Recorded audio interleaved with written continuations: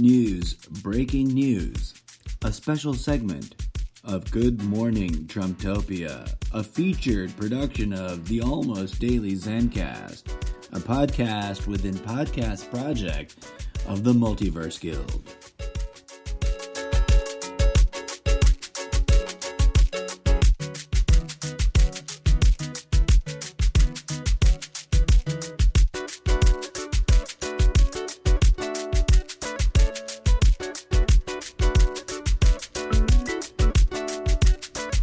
Today on News Breaking News, Google does the thing it wasn't doing just because the president said it was.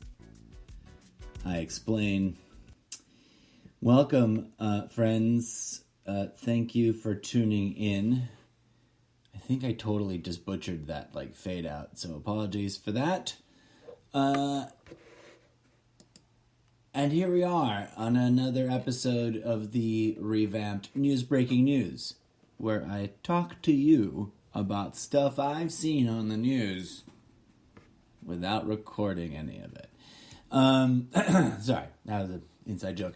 I recently had the pleasure of watching Donald Trump, the President of the United States of America, and avid enthusiast of rolling around in piles of turmeric, I think. I am starting to suspect. Or, maybe spray on tans. One of the two. Recently, at a press conference in the Rose Garden, which I think he described as a pretty good garden. I think. I might be imagining that. I think he might have actually said it at one point, not necessarily at this particular press conference. Our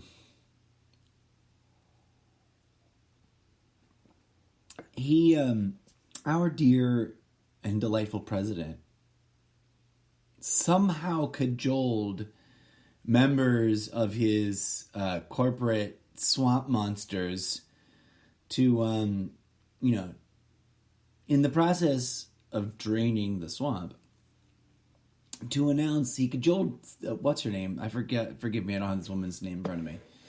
To announce that Google, actually he said it himself, that Google had 17,000 or some absurd number, 700,000, 7,000. I mean, just any number listed by President Trump is absurd. Engineers working on a website. I don't know what the actual number is, but what's fun about that whole incident, which I hope you do recall, and I don't have the staff to rack up a soundbite for you. One day, knock on wood, I might, if we can all rally together around making me an internet podcast radio celebrity. But that's a whole other episode because that's just the whole thing. But, so you remember that moment, right? And then later that lady busts out a professional placard, a very professional looking diagram of a very, very straightforward and simple yes or no answer problem. Do you think you have COVID-19? Yes? Do this. Do you think you have COVID-19? No? Stay at home. But the board, that graphic rather, that diagram, it was later reported, not too terribly long after that event, that politicians and community organizers in California were shocked. And I heard this reported somewhere on the cable news. So good luck finding that. Cable news is so elusive because they report stuff and then there's no good way to find that clip ever again. Right? Am I right? We're going to have to make a whole open letter to the news. But then again, I guess I'm guilty of that too here on the podcast because I just ramble about what ifs and there's no way to know what's in these episodes. The cover page doesn't do any justice in terms of searchable indexing of themes and crazy stuff I ramble about. And there's no way. So, at any rate, I don't remember where I saw this, but I saw specifically some journalists discuss the reporting of the fact or the idea that this graphic, these people in California were shocked to see make an appearance on national television at the Rose Garden in front of, behind, next to one side of the White House. And because they had developed it. And they were like, that's internal. Like, none of that should be out. At any rate, I understand, according to some other reporting, which I don't claim to have verified myself. I never have, never do. I'm just letting you know what I've heard and what I have opinions about.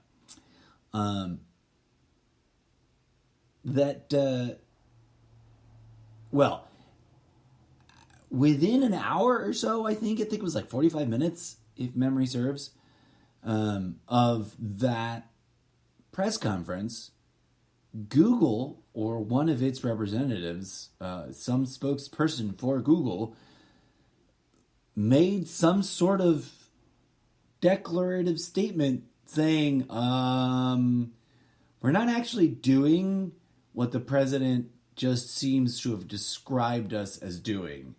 We're actually doing a very small, limited footprint beta test on a thing, which is, got a really limited access and is very, very, very much just sort of focused on Bay Area stuff. And we had made no official move towards. Okay, I'm embellishing the statement. I'm paraphrasing the impression that I got. Here's what the statement was, very brief. And it's like that they were not working on a nationwide website. It was confirmed. This is a statement from Google. They were, in fact, working on a Bay Area only beta test, infrastructure proof of concept kind of thing. And that they could not comment and had no idea where President Trump got that number of engineers. I'm fairly certain. That one might fact check back on me. I may be embellishing there, but there was definitely sort of like some distancing in the comment in the press release statements that were made like immediately following the president's thing. But here's what I want to talk about now, more importantly than what has already happened. Here's what I stumbled across today after already poking around and rambling at you about some interesting, weird news items, hopefully not getting sued about it. What I like about Reuters, I have to write them a friendly worded letter and ask them, what is the proper pronunciation? And can you provide some examples of it being used in a sentence? So that I know how I'm supposed to make that sound with my mouth.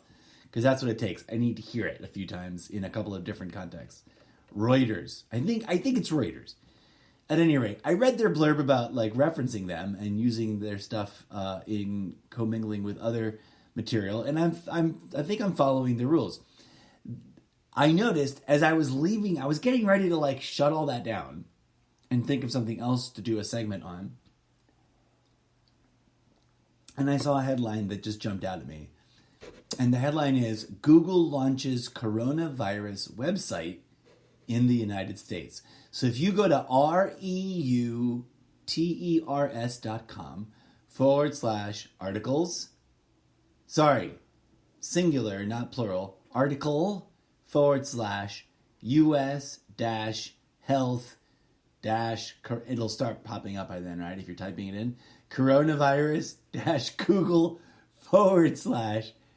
/Google-launches-coronavirus-website-in the United States and then there's like an ID number, but I'm sure by then you'll find it. It's kind of hilarious because this came out today, Tuesday, March 21st, 2020, at 12:01 a.m. 9 hours ago. And there's a file photo the logo of Google as seen in Davos, Switzerland, January 20th, 2020, which is cool, weird synchronicity, right? Picture taken January 20th, 2020, literally. Article comes out right at March. It coulda, shoulda, woulda come out yesterday. March 20th, 2020. Comes out 21st. Anyways, it says Alphabet Inc.'s Google said on Saturday that it launched the United States blah, blah, blah, blah, blah, blah, information about blah, blah, blah, blah, contagious virus. The site, parentheses, and I will note this for the record, no link, google.com/COVID-19, which blah, blah, blah, blah, blah, blah, blah, blah, blah, blah, blah, blah. The following paragraph is a one-sentence statement. Google Chief Executive Sundar Pichai, I don't know how to pronounce that person's name, I'm so sorry, said in a blog post last Sunday that the search giant was partnering with the U.S. government to create a website by March 16th. However, the launch was delayed. This is the next. This should all be one paragraph. This is the internet for you. That we're just doing sentences. There's no more like, well-structured paragraphs.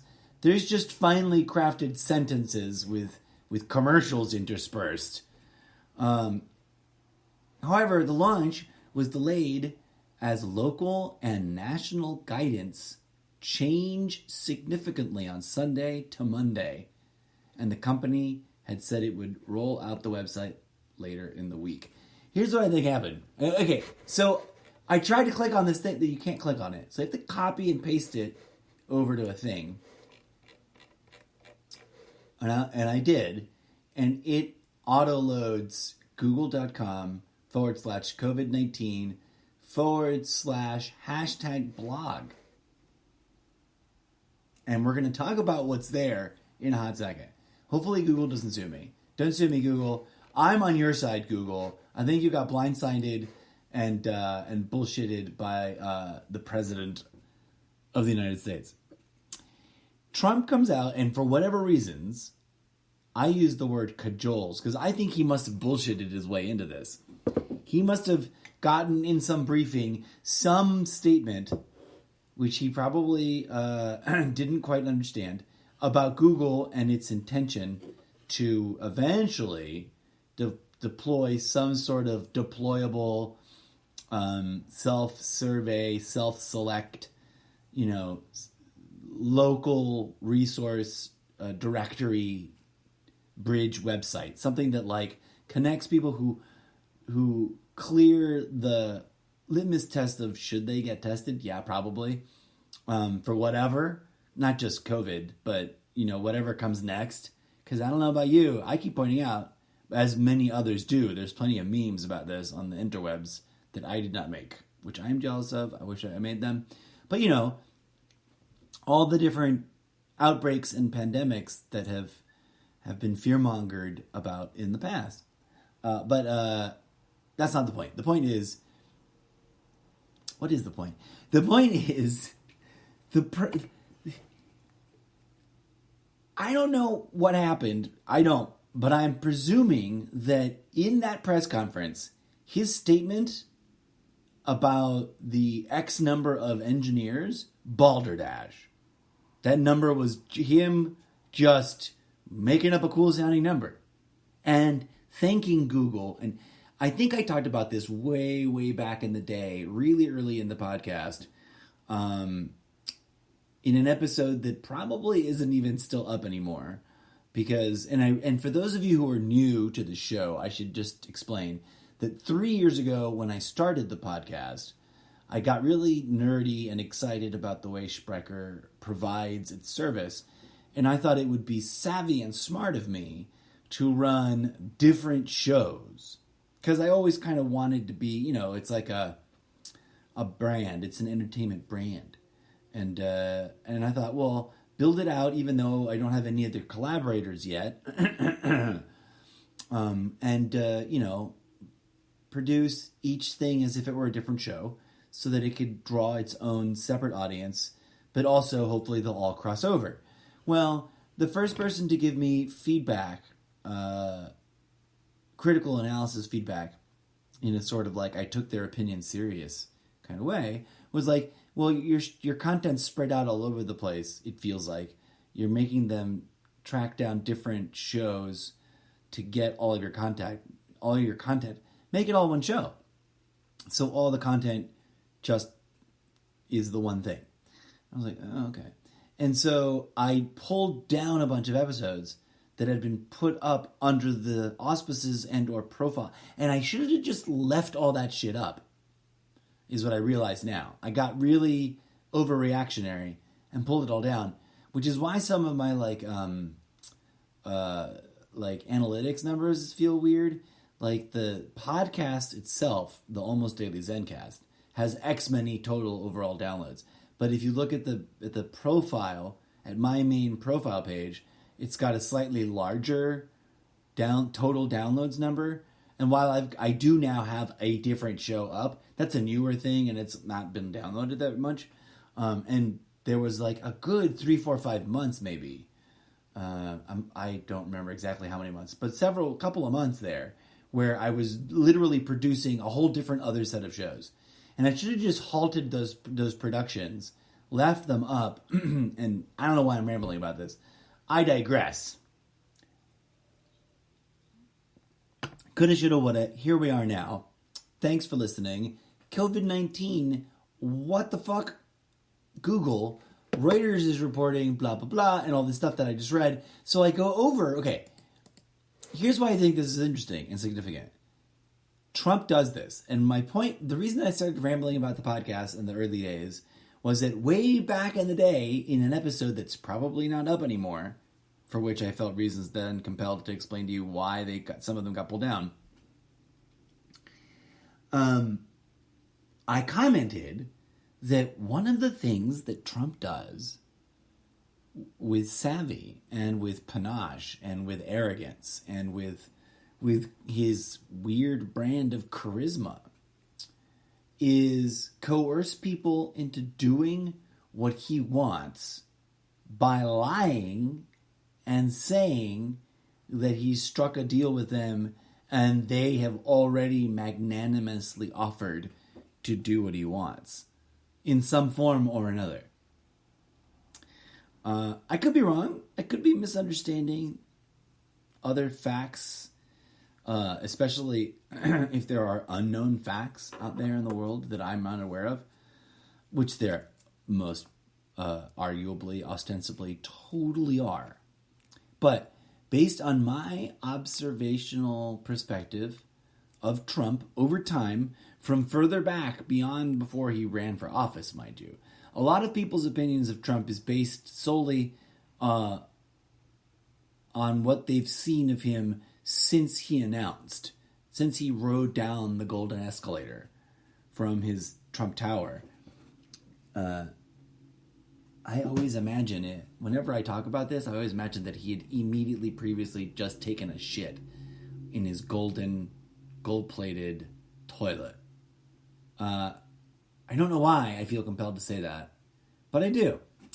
So I've been watching, vaguely aware of this guy as a human being, as a monstrosity of an example of what can become of a human being in this hyper-toxic system of ours for 20, 30 years, right? Because someone's compiled a bunch of great footage of him in dumb shit that he's been in, and then made a really zinger tagline meme of like, it's a great meme. I forget what it says right now. I don't have it in front of me. But it's like, ooh, ouch, zinger. Why anyone puts their blind faith in this orange frosted individual, I can't comprehend. But the point is, he's good at getting people. I commented on this before because he was doing this kind of bullshittery around the what was it? It was an air conditioning company, and they were, I think maybe in negotiations with a strike of some of their workers, but also planning on shutting down a couple of factories. And Trump bullshitted that this is some point in the middle of election season back in 2016. He bullshitted about swooping in and saving striking a deal and saving the problem. And the only things that happened were things that the company was considering as options anyways. So he really didn't do anything. Whatever was said at the meeting, they, on the record, acknowledged that they only chose to do that which was already part of their contingency prerogative plan, right? And they ended up actually closing a location, a facility. That's the word I meant to say. They ended up shutting down a facility a little bit further down the road in the same state. 2121, ding, ding, ding. And so he does this, right? Trump. He also stiffs payment. He stiffs on payment. But that's neither here nor there. He's a shady motherfucker, is my point. So I don't know what hanky-panky was going on with that graphic and whether or not that reporting by whatever journalist I saw commenting on that people in California were surprised to see the graphic because they thought it was pretty much in-house and that it wouldn't be used anytime soon in the public, especially not at the national level. But what it does most certainly look like as I look at the COVID-19 information and resources page hastily thrown up by Google is that they let themselves get coerced into doing something that they weren't actually planning on doing just so that they could have the appearance of having done a thing. Okay? So whatever they're beta testing in the Bay Area, it's not this thing that comes up when I paste it in the page from the article. That's the weird part, right? Nothing here is about screening me, myself, or anyone else that I can see, no overt. So there's a few sections which are reasonable, they make sense. Like if Google was already had this page up before the president pulled the stunt that he did, kudos to them. It's mildly reassuring to know that you're an internet giant like Google has a basic fundamental here's a place where you can one-stop shop some fundamental information, some basic stuff. In one corner at the very top right of the page, they have help and information, and it's like COVID-19 alerts, and it's all posts from the CDC and from the World Health Organization. Okay, sort of like a mini Twitter feed sort of fashion. In the middle, there's a breakdown of understanding the disease, an overview, symptoms, prevention, treatment. And it's all basic, straightforward, easy to digest information. Down below, safety and prevention tips. They got the basic 5, which is something I've seen this logo get rolled out by Google elsewhere. But wash your hands, cough into your elbow, don't touch your face, keep a safe distance, stay home if you can. And then a little video titled 10 Things That You Can Do to Manage COVID-19 at Home. All right, and then there's some other videos here from the CDC and from the WHO.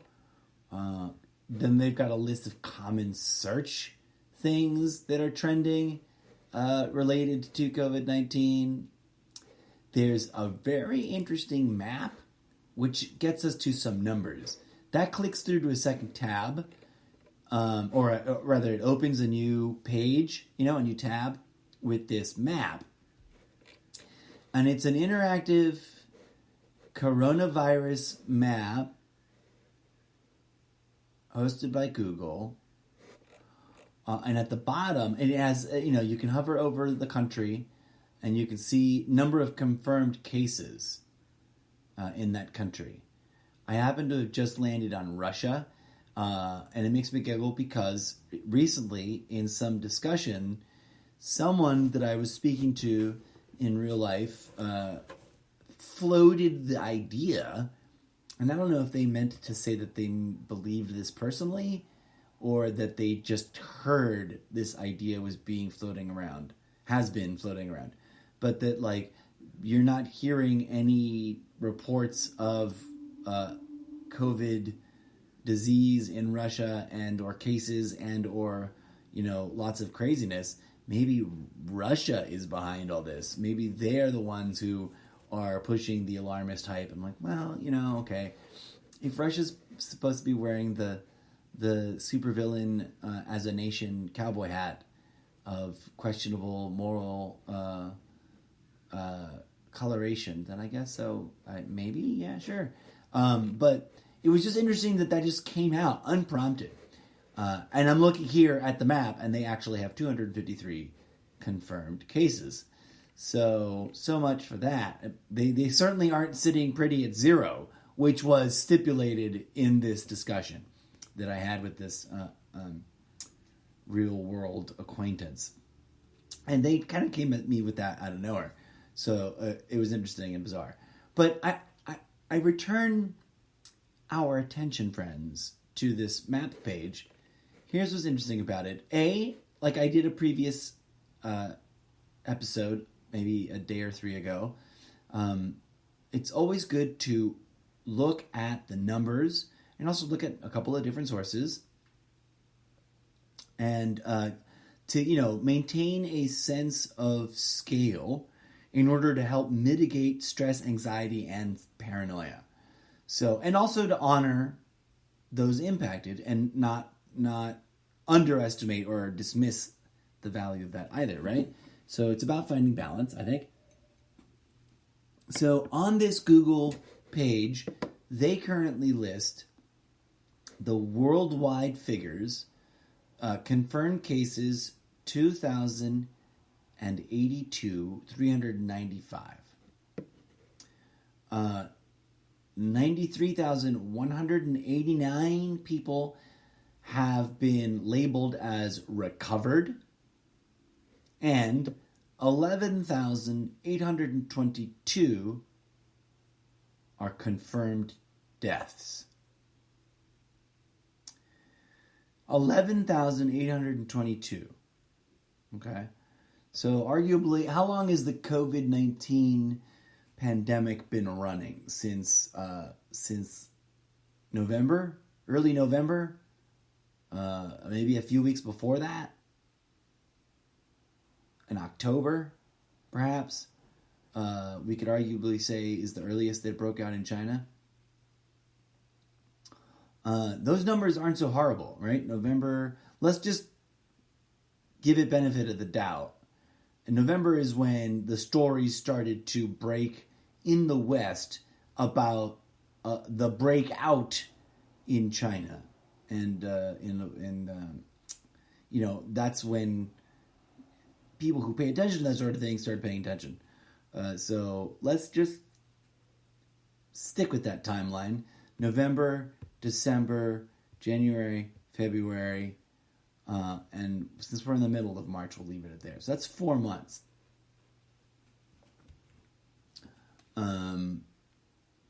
What does that calculate out to? Literally opening a calculator. Oh, not that one. That one's the confusing calculator that I got for shits and giggles. Where's the basic chill calculator? Okay. So 11,822 divided by 4 months. Well, we stand updated. We stand corrected in our, in my opinion. Earlier,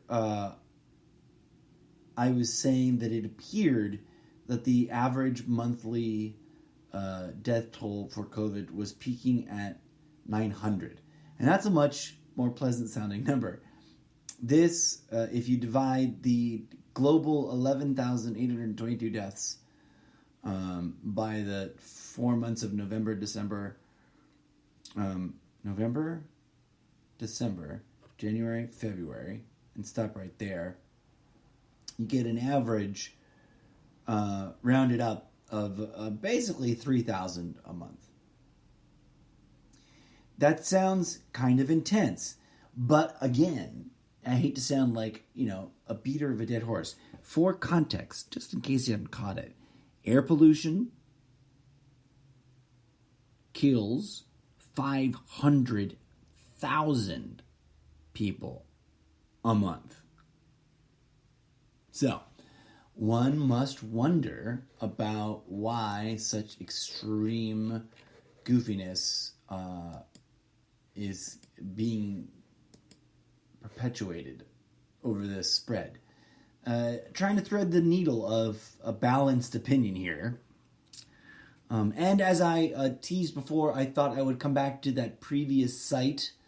I never finished the one bit. Okay, so at the bottom of the Google Maps with the numbers that we just took a moment to look at. We didn't even look into countries, right? But they're sorted from highest number to lowest number in all columns.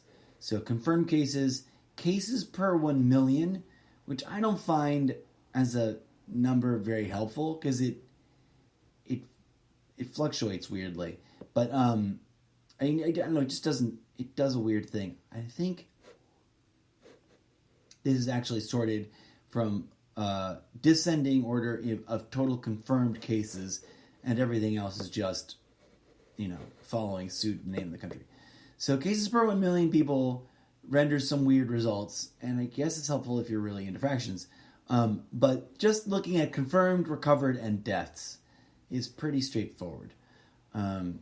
So at the bottom, the thing I keep forgetting to get to, and I should get to before the episode gets wacky out of control, this map has a section that says about this data. And it reads, it changes rapidly. This data changes rapidly, so what's shown may be out of date. Table totals may not always represent an accurate sum. Information about reported cases is also available on the World Health Organization site. And it's got a link. We're going to pop that open.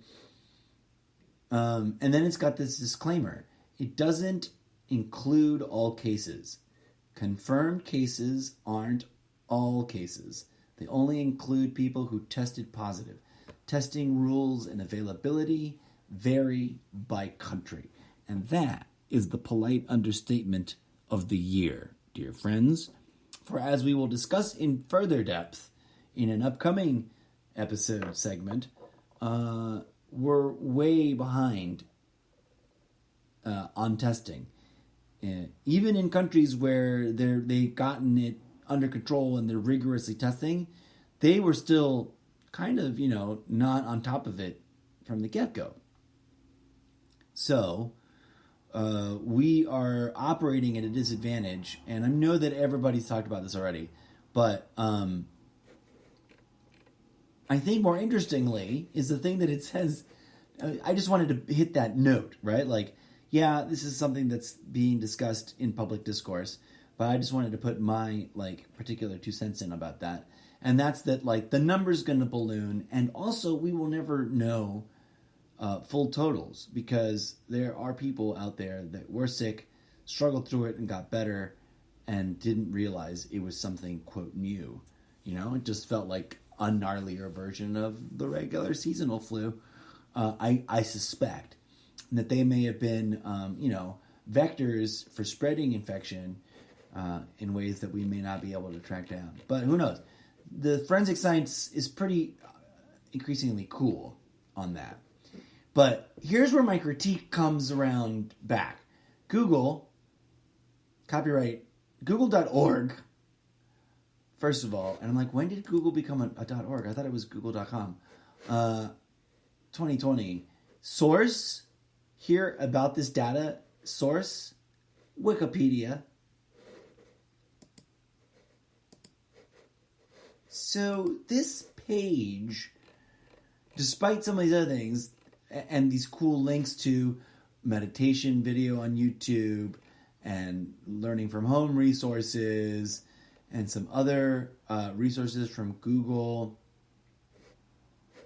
Find remote job opportunities. That's a good one. I want to click on that. Look for a remote job. I've always wanted a nice, easy place to find remote work opportunity. Hooray. And patting themselves on the back, Google.org is committing $50 million to the global COVID-19 response. Hooray. And it also will match $2 for every $1 you donate. Also hooray. None of this is my point right here. This website here, none of this is what the administration described as the website and intended functionality of the service that they claimed Google and its Alphabet parent company had, 100,000 engineers studiously working on whatsoever. It's a neat little hub for people to stumble into and to look at and maybe get some fact-based information from the World Health Organization and from the Centers of Disease Control. But then again, the people who don't believe those sources probably also don't trust and believe Google anyways, right? That's the problem with conspiracy theory and its ever-growing community, is that they increasingly distrust everyone except for whatever deep rabbit hole interweb sources they get their conspiracy theories from, which is a weird thing, one must admit. At least I think it is, in my humble opinion. Okay, so, as promised, we have returned very quickly to take a look at worldometers.info as a third-party, independent, theoretically unbiased source for the latest statistically analyzed and hopefully accurate numbers. And to try and keep it as accurate as possible, I'm going to click on the yesterday tab, because we know that yesterday should have been accounted for, tabulated, and sorted out. And this is all AI driven, so it's supposed to be super cool and interesting. And what I like about this particular site, you can find this at worldometers, plural.info /coronavirus / What I like about this particular site is if you scroll down to the big chart, the big graph with all the numbers, each of the columns can be sorted, right? So you can sort the column labeled active cases and see who's got the fewest active cases. Apparently, Nepal, currently, 0 active cases. And then countries ranging from Sudan to Zimbabwe, Eswatini, Somalia, Sint Maarten, St. Vincent, Grenadines, Papua New Guinea, Niger, Montserrat, Vatican City, Gambia, Fiji. Did you know Vatican City was its own country? Gambia, it totally is. Vatican City is its own motherfucking country. Weird. Okay, Gambia, Fiji, El Salvador, Djibouti, is how you pronounce it? Djibouti. Chad, Cabo Verde, Antigua, and Barbuda. Ooh, I'm terrible. I'm a terrible human being. That's a country I've never heard of. Antigua and Barbuda. I think it's a combo country with the word "and" in its name. Angola, Sudan, and Nepal. Nepal's got 0. They had 1 case, but they recovered. Hooray, Nepal! And they currently have 0 active cases. So, out of those countries, they've all got 1. I love the the column total new cases,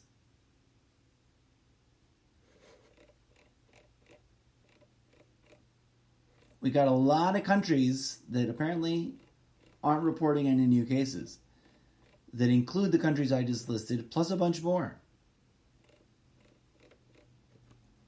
Including, but not limited to, Congo, St. Barth, U.S. Virgin Islands, Mongolia, Tanzania, Macau, Kenya, Gibraltar, Ivory Coast, Trinidad and Tobago, Maldives, Nigeria, French Guiana, Liechtenstein, Oman, Azerbaijan. They had cases, all of them very few in those lists. Okay, but now let's go total new cases, highest order. And here we get into some, we can over time discover some trending information, right? Italy sits at the top with almost 6,000 plus new cases as of yesterday. As of yesterday, Italy was at the top of the list with 627 new deaths as of yesterday. So I think all 627 of them happened yesterday, based on my understanding about how the information on this website is organized. So that's pretty rough, right? And so they're there at the top with total new cases as of yesterday. The U.S. is next, 5,000 plus new cases, 5,594 to be exact. Italy was at 5,986, almost 6,000. Germany in third with 4,528. Spain, 3,494. France, Switzerland, and Iran all are down in the under 2,000 range. The UK has under 1,000 and only 714 new cases as of yesterday. And then it just keeps dropping off. South Korea, where it was for a while pretty epically huge there, only 87 new cases, which is pretty darn cool, right? And then where is China?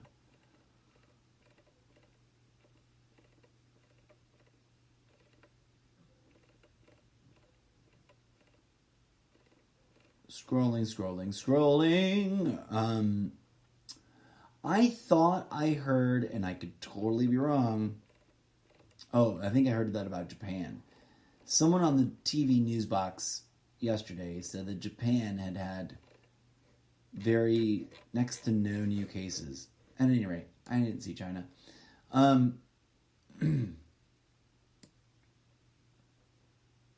So, our thoughts and prayers for everybody in all the hardest hit countries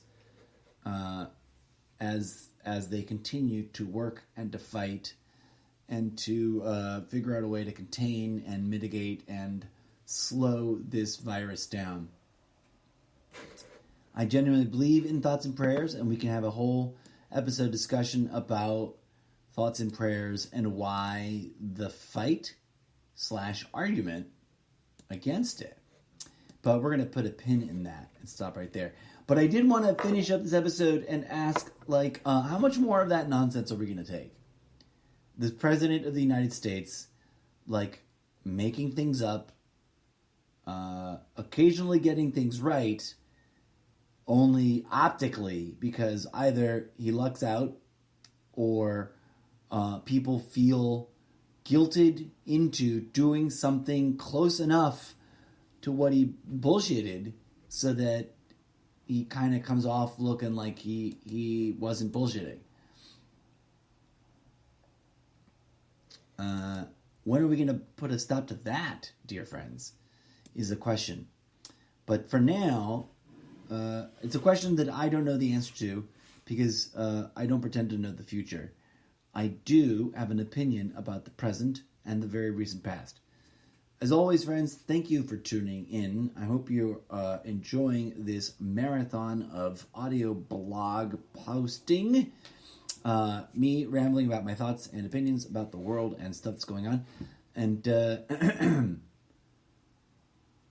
be sure to jump around, listen to some of the cool, groovy music, and engage with your thoughts and opinions. This show will dynamically evolve the moment you get more involved with commenting and posting questions, making suggestions on all the places that you can do that. Primarily, Spreaker.com/show/Zencast. Then you can really comment on each particular episode. And that'll be super duper helpful as I go back in time and actually update and upgrade and what's the word? Updraft all the other past episodes, because there's a lot of ums and ahs and me losing my tangents and having to digress quite a bit, and I think the show can be tightened up, and I'm actually going to finally get around to do it now that we're all on lockdown. So stay tuned for refurbished antique episodes, as well as hot new episodes with me rambling about all the crazy, newest, wildest stuff going on in the world as you bunker down and survive the great toilet paper fiasco of 2020. And we're in this together, folks. So stay tuned, stay calm, stay kind. I've been your host, the incorrigible Mr. Zeppo. And this has been Bossa Nova 101, Lazy Night's Lesson in Swing, a DJ Zed EDM produced loopy music bullshittery. It's not music, it's just noise. This guy just makes noise. But hey, I've got permission to play the noise. If you've got noise that you make that you'd like to give me permission to play on my podcast, hit me up, the incorrigible Mr. Zeppo at gmail.com.